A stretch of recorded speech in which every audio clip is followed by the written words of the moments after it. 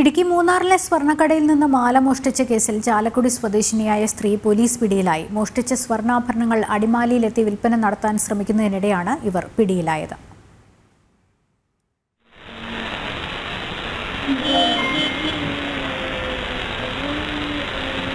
ചാലക്കുടി സ്വദേശിയും എറണാകുളത്ത് സ്ഥിരതാമസക്കാരിയുമായ സുധ വിനോദസഞ്ചാരി ചമഞ്ഞാണ് മൂന്നാറിലെത്തി മോഷണം നടത്തിയത്.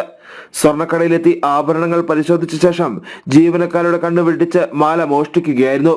മാല കാണാനില്ലെന്ന് മനസ്സിലാക്കിയ കടയുടമ CCTV പരിശോധിച്ചപ്പോഴാണ് ഒരു സ്ത്രീ മാലയുമായി സ്ഥാപനം വിട്ടു പോകുന്നത് കണ്ടത്.